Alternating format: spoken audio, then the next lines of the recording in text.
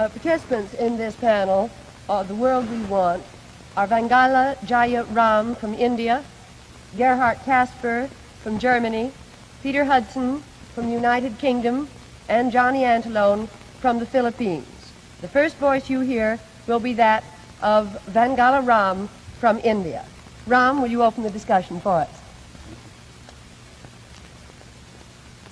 We want a world in which people can live as neighbors. Friendly neighbors preferably, but peaceful neighbors at least. Meeting here in the Assembly Hall of the United Nations, we are especially aware and we regret that our forum group does not include students from Soviet Russia. Neither, of course, does it include American students. You have been so kind to us here that the only real moment of strangeness that I can recall was during a conversation about world politics. The participants seemed to assume that the only powers worth considering in today's world are the USA and the USSR. The 32 of us come from 32 countries that bear allegiance neither to America nor to Russia. Yet our people share with your people and with the Russian people the hope that war can be avoided.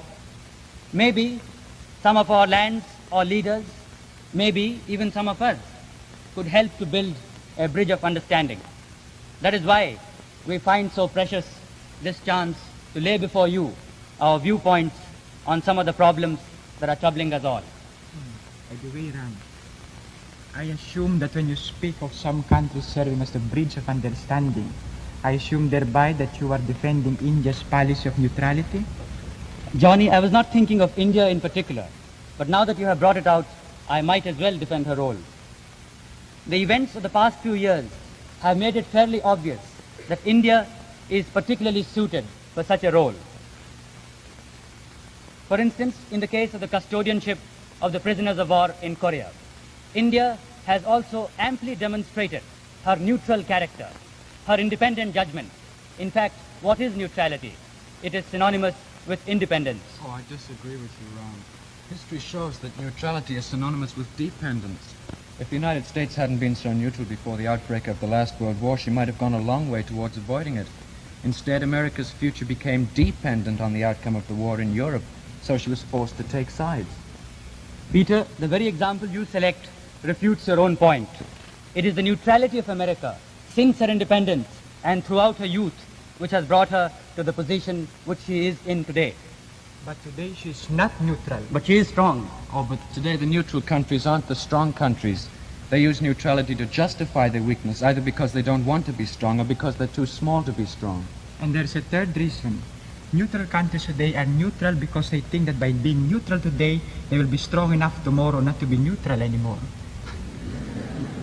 You see, the big problem in Germany today is whether we should be neutral. When the war ended, we heard always the same thing. A German army is the greatest danger to the peace of the world. We heard it on the wireless, we read it in the newspapers, and every foreigner we talked to said it. Today, we hear just the opposite. Today, the West says the European defense community needs German soldiers, but France doesn't agree. Well, France, of course, has some reasons for her feelings about Germany. Well, Peter, I found the same strong feeling against Germany in the United States. Sometimes so strong that I hated to be the German delegate.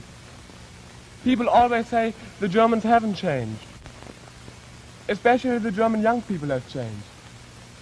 Sometimes it seems to me that in Germany, more young people than in the United States are recognizing that life is not only to drive a car and to play basketball. There's one simple reason for it. We had to see too much of war in our own country, so we are forced to recognize that we must look for the real basis of our life. Because sometimes it might be too late, and we cannot wait for the adults who come and offer us something to choose. It was too late for us in Germany in 1933. So today, we ourselves must look for the basis on which we can live. You see, when the war ended, we saw that people all over the world hated us because we have been nationalists. So we know that neither war nor nationalism is the answer the solution to get better relations to other countries.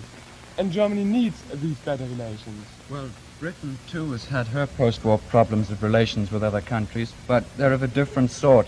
You see, we must keep a common basis of understanding with the United States.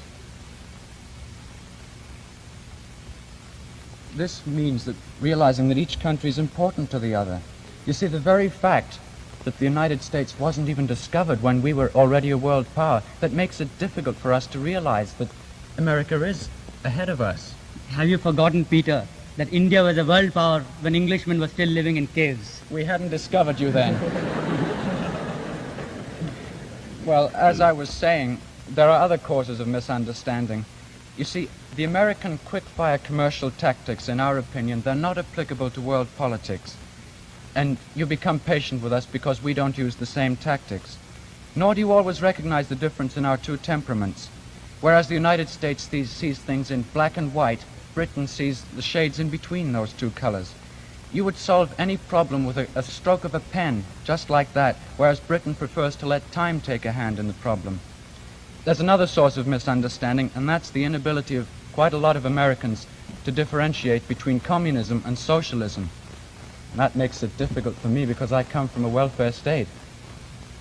Then, Britain accepts the fact of your power politically, but not emotionally. When we laugh at your overstatement, at your accents, at your witch hunting, it's only because we need some form of psychological uplift. You see, by laughing at you, we delude ourselves into thinking that we're your equals in power. Filipinos neither laugh nor smile at you Americans. However, because of America's role in the Philippines, I speak as a nation who trusts your motives, and I regret that not all Asians think as we do. However, they have a valid reason for it, and this is it. In trying to be friendly, you become aggressively friendly, and you ram your aid down our throats, and you tell us that you know better than we do how your aid should be used. That's right. The Point 4 aid is an example. No doubt, it is a genuine expression of the desire of America to help an economically backward country. It has helped us very much. It is also good because we had to put up matching funds ourselves, and it is therefore a truly cooperative effort. But while the principle you start off with is cooperation, it sometimes degenerates into control. For instance, you do not allow Point 4 money to be used for capital goods, even though we should want it, even though it should be desirable for us. That makes us wonder sometimes whether America wants us to be perpetual customers of theirs and not producers ourselves. Now, just a minute. Let us not generalize, Ram. That is not true in the rest of Asia. America has set up producers' industries in the Philippines, Indonesia, in Burma, and in many parts of Europe as well. Hasn't she, Gerhard? I think you are right, Johnny. She helped us in Germany to build up all our industry. But even more important, the United States is working with us to get a European Union. England, on the other hand, says that she's in favor of it, but doesn't want to be involved. Now, Britain favors a European Union, but not at the cost of her Commonwealth strength. She hasn't joined herself because a European government would necessarily have more French, German, Italian, and other continental representatives than British. The result would be that British policy would be dictated by a distinctly non-British government. I should like to ask Ram this. If Germany and France can solve the SAR problem by Europeanizing it, could India and Pakistan find a similar solution to the problem of Kashmir? It's very sweet of you to suggest it, but my answer to your question is a straight and simple no. Anyway, the suggestion is irrelevant. Europe already has the basis of a political organization. Asia does not. I wonder why not. Do we Europeans have more in common than Asian peoples do? The Europeans, through their imperial policy of divide and rule, have done their best to make us forget what we had in common. But now we have got rid of them. The very fact of a common colonial background gives to us Asians much in common. We are all backward economically and industrially, weak militarily. We share a common philosophy of non-violence. And most of all, we share a common enthusiasm for our freedom. And we all feel that at this young stage of our independence, to enter into a world struggle would be to lose the freedom it took us so long to get. be very interesting to know what you think about the admission of China into the United Nations. I know that Chin Tai Kim, the delegate from Korea, says a very definite no. I disagree completely. It is inconceivable to think of the United Nations without China. A world organization that ignores a bloc of 400 million people is not representative. And without China, there is a danger that the UN may degenerate into an AAS. By that I mean an association of American satellites. If Russia is in the United Nations, I wonder why not China? The Soviet Union is there, and therefore China can also. Moreover, the admission of China would lessen the danger of war, for then she could take part with us in the peaceful alternatives to war, which are discussion, mediation, and arbitration. I disagree with both Ram and Kim in part. I do not believe that we should deprive ourselves of a bargaining point, and therefore I feel that China should not be admitted into the United Nations unconditionally. If she must be admitted, let us get something in exchange, like unification in Korea and the promise there of an election under UN auspices. Well, the Korean delegate says that free elections in Korea wouldn't be possible. Anyway, he says that the admission of China to the United Nations would be immoral. I admit its immorality, but this is no time now to discuss and split infinitives and discuss the fine hairs of philosophy. We must be realistic and face facts, and we in Asia must look to the future. Now it comes to me that I find it strange that you Americans think that most Asians are bound to the past. In a sense, I suppose we are. But I admit that what struck me most about you Americans was that you discuss the future as if you think there will be one. I appreciate this especially since I come from a generation in the Philippines that is working for the future. We are one of the few countries in Asia with a young leader. Under President Magsaysay's policies, we have no past to bind us. You know how we solve the communist problem in the Philippines? By turning communists into capitalists. By giving communist people schools and land which they could call their own. That is proof, I think, that new leaders can find new solutions to old problems. Prime Minister Nehru may not be young in years, but India as a nation is young and full of vigor. Since our independence in 1947, we have drawn up a constitution by which India becomes the largest democracy in the world. And though we have 75% illiteracy, in our general elections 3 years ago, a greater percentage went to vote than in America's highly literate and experienced democracy. And even our women play a more important role in the public life of India than in any other country. We have more women in our parliament, more women ambassadors and provincial governors, more women in our cabinet than in any other country. And even the President of the United Nations is an Indian woman. Well, Ram, the only reason Britain stayed in India so long after she started wanting independence is that we doubted your ability to govern yourselves. And I admit, we got the shock of our lives when you did make a go of it in such a short time. Is it possible that you're making the same mistake in Africa? Well, it depends very much on which part of Africa you mean. If you mean West Africa, then possibly we are. And if Kitty, as we call him, is a representative of the coming generation in the Gold Coast, well, I think we don't need to have any fears of letting them take their own government into their own hands. But, Ram, if you're talking about Kenya, then I think if we walked out and left Kenya to the Mau Mau, there'd be a reign of terror.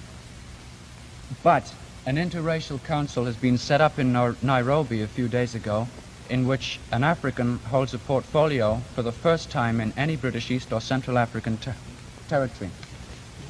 Peter, I was thinking less of any particular area than of the general principle involved. In order that our suspicion of the West completely disappear, the last relics of colonialism in the world must disappear.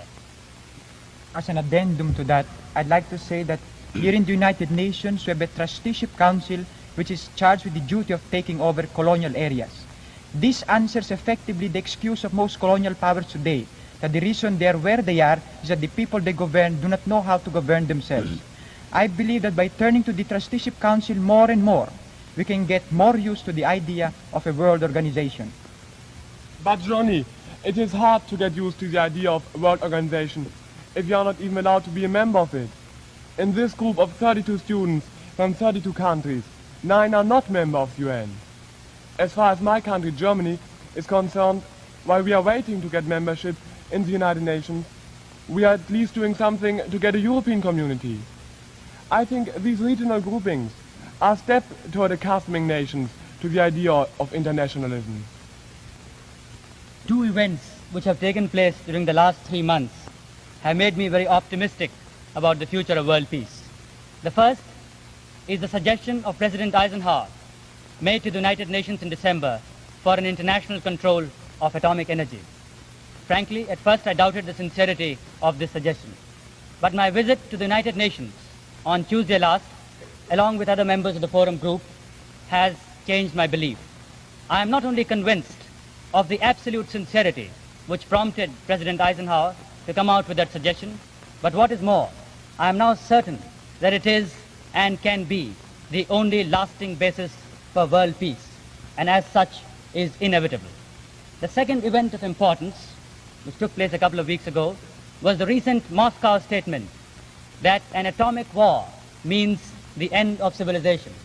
Thus, for the first time, the Soviets have recognized that a war means not only the destruction of capitalism, but of the entire world.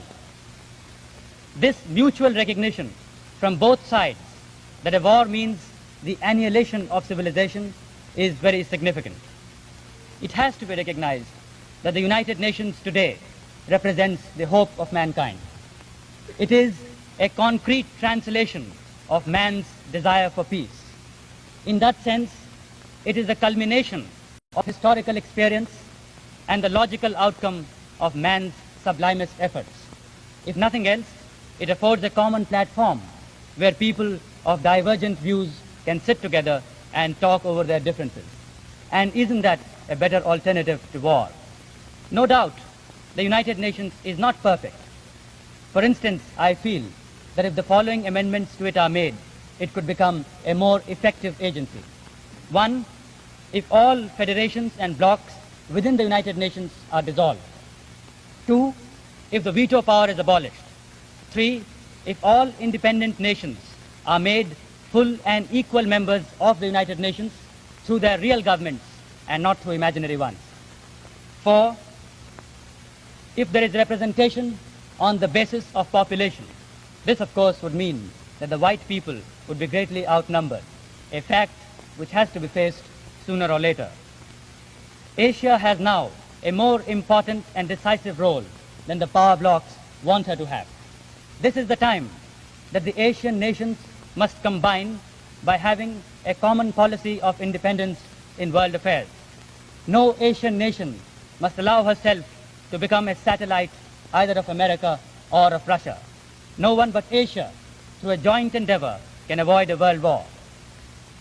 By aligning themselves with one of the power blocs, an Asian nation risks her independence, and such an alignment also represents an explicit expression of a desire to fight.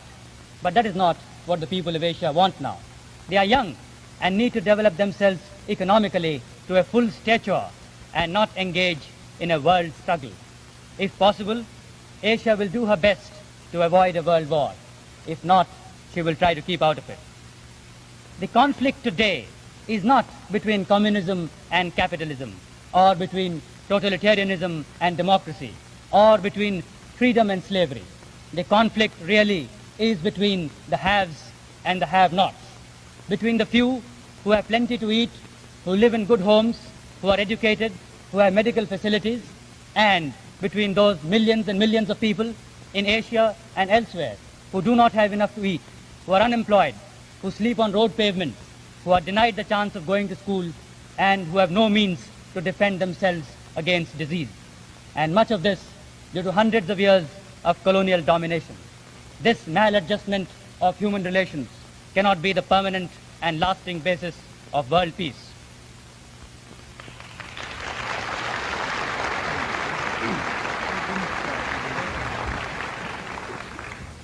Well, I'm afraid I can't agree with all Ram said there. But I'll follow up his point about the haves and have-nots. It suggests a striking analogy.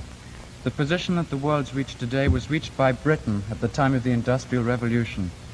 Then a few people got very rich, whilst the great majority worked under very poor conditions for very little money.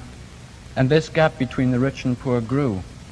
Many economists believed that the gap must be maintained if the economy of the capitalist state was to survive.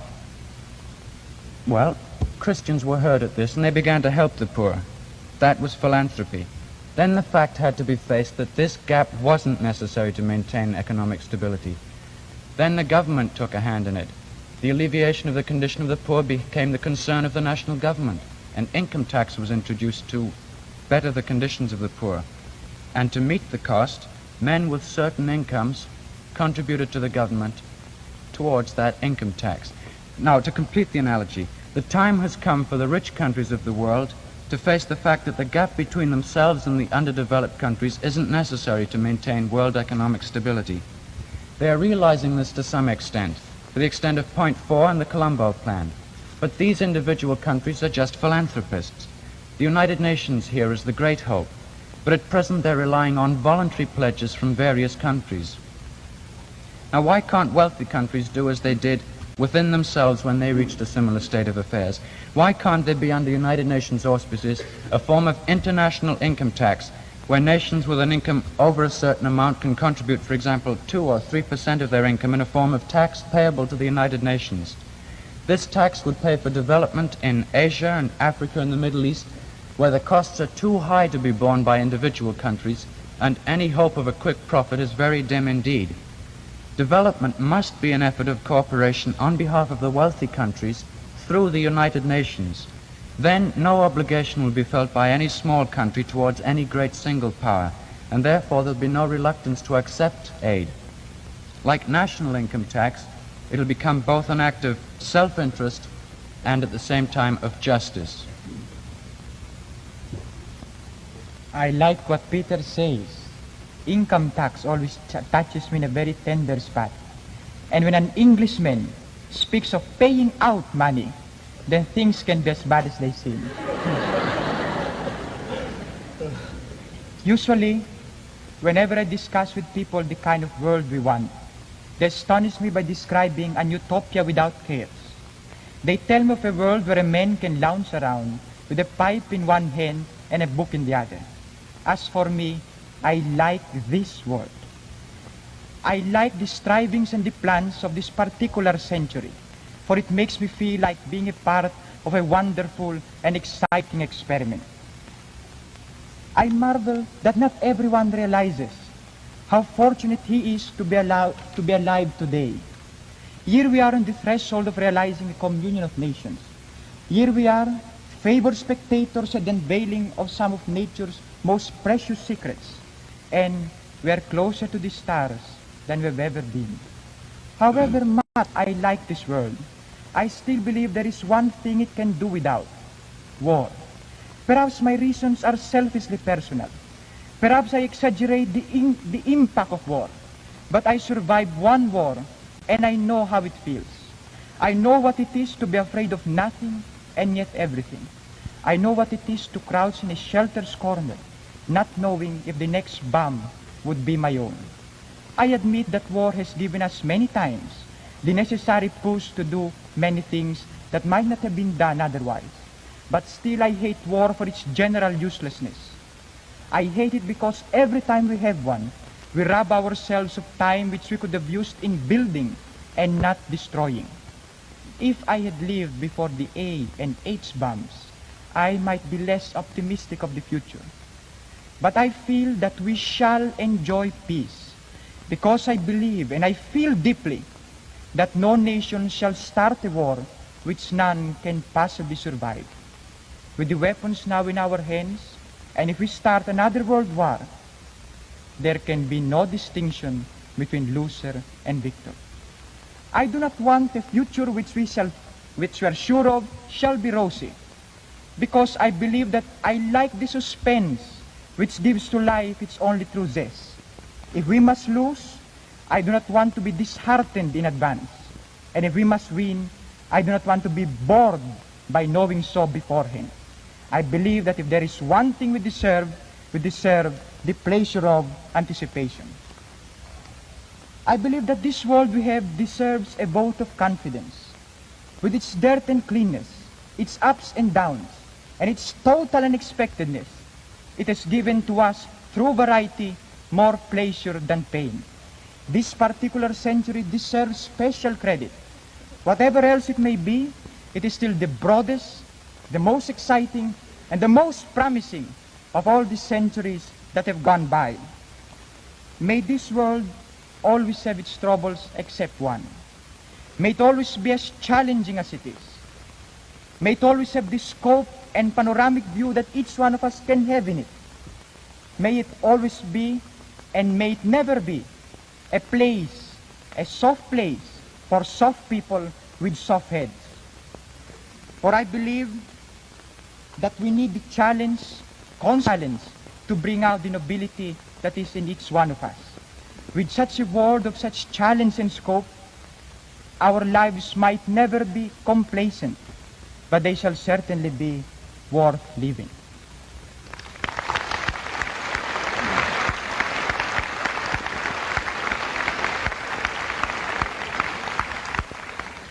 Jonny says he likes the world as it is, a very interesting world full of problems which we can try to solve.